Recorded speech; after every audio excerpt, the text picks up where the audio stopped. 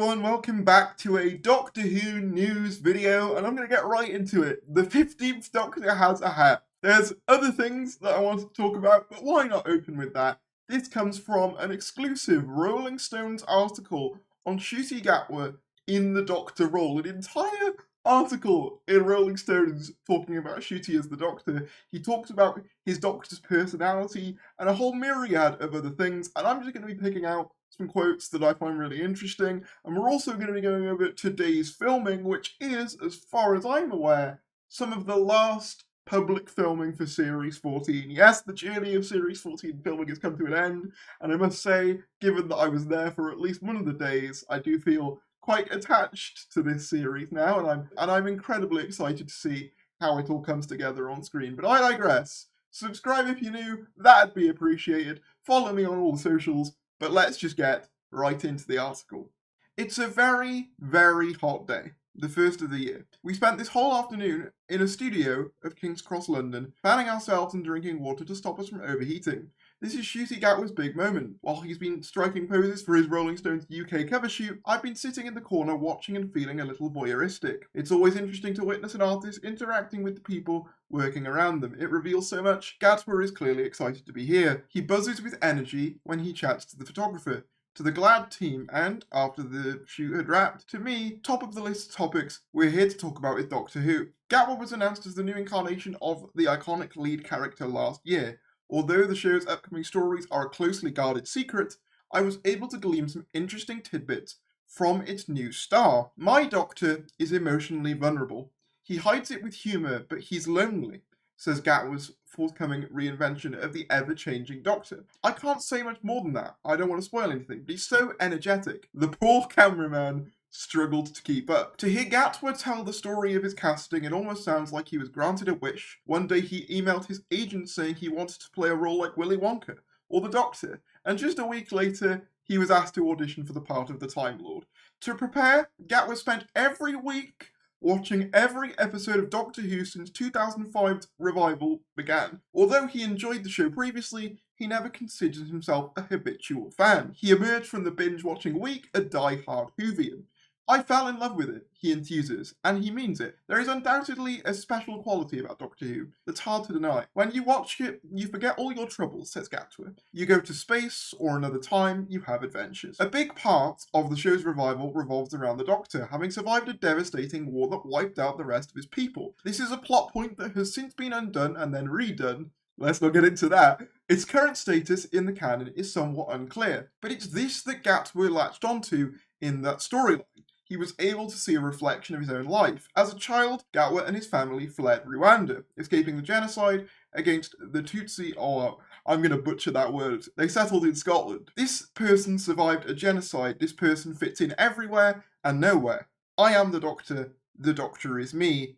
I decided that I had to get this role. There's two other quotes that I want to pick up on that I think are really cool, so I'm going to just put those here. So this is in reference to costumes. Not that previous Doctors were badly dressed, mind. I love John Pertwee, the third Doctor's outfits. Lovely velvet jackets and frilly shirts. I feel a connection to him. Our Doctors are the only two that dress like sluts, he laughs. Very funny. Originally, we weren't going to have the afro, but Bella convinced me, and I'm very glad she did. It's such a shot to the bloodstream.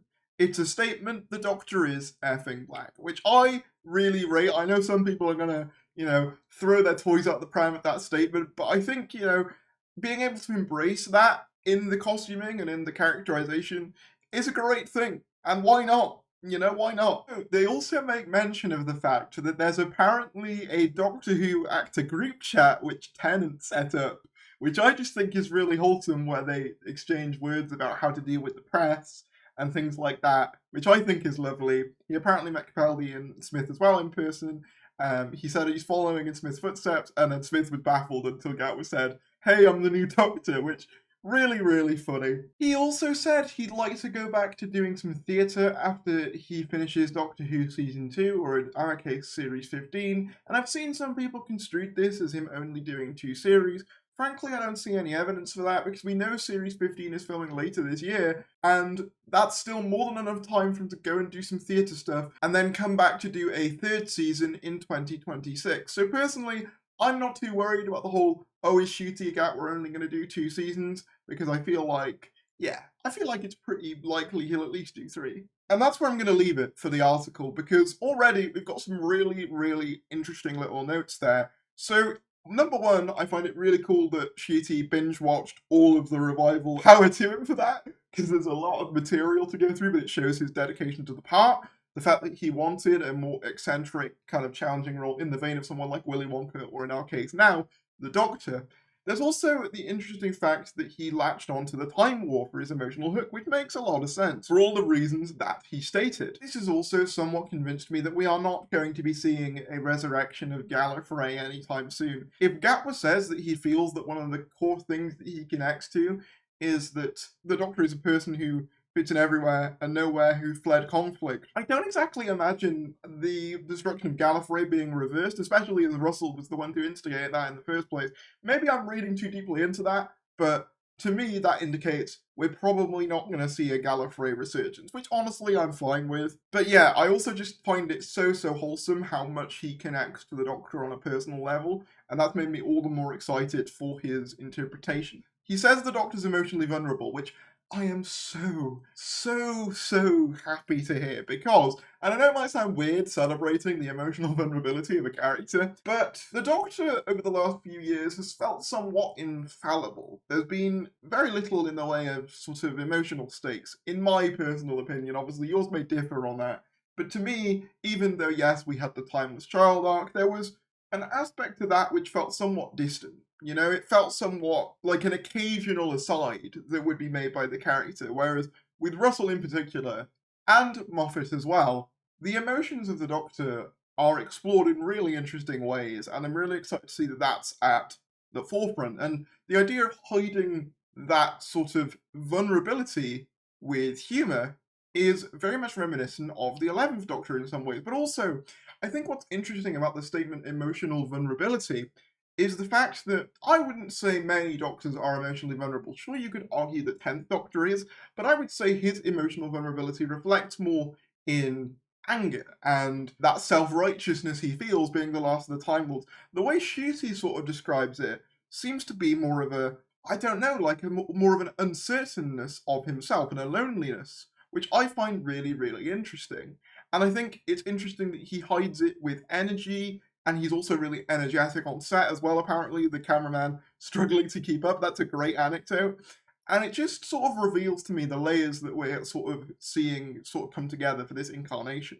There's a bunch of other interesting quotes about Gatwa saying that he's actually been into astrology recently, which is really interesting for a Doctor. He talks about religion and all these sorts of things and identity. It's a really, really interesting article, but those are the main bits I wanted to focus on. I'll leave the Rolling Stones article in the description below, but I also wanted to cover the filming that's been happening today. For those of you who don't know, there's been filming in Barry at a coffee shop. Now, we haven't seen much, but the TARDIS was spotted on set, and we also have this scene of Ncuti Gatwa and Millie Gibson heading out the TARDIS. Millie very determined and very, I suppose, ready to go out the TARDIS.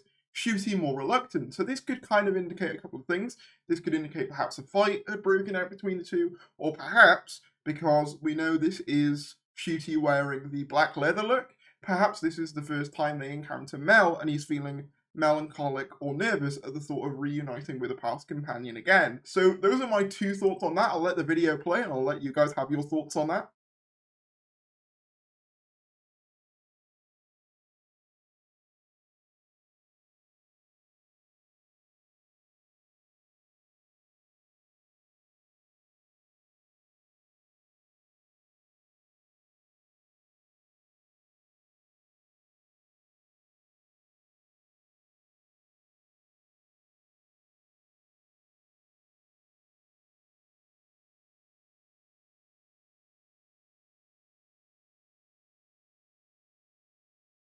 I believe actually this picture of him in the hat was what we might have seen at the Golden Cross pub, because for those of you who don't know, I was also at the Golden Cross pub filming ages ago, and he waved out of a taxi, and we swore we saw a hat with his original announcement look, and obviously we can get a good picture of it because it was being concealed by costumey people, and it seems as though we were right. It seems as though he wears like a cowboy hat in one of these episodes with the original look, which I must say does give the reveal costume a bit more of a flair, a bit more of a pizzazz.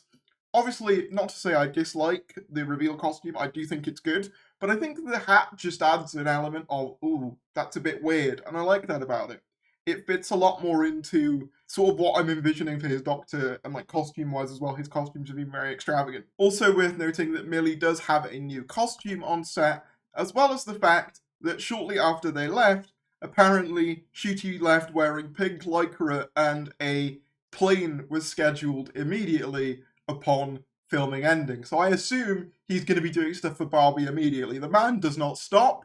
Also, just so that you guys don't mention it in the comments, I do know that there is Christmas sort of decorations in the background of that picture, implying this is part of perhaps the 2023 Christmas episode, which is also interesting because we've seen Christmas decorations when he was in the leather outfit as well, so possibly even multiple outfits within his first episode.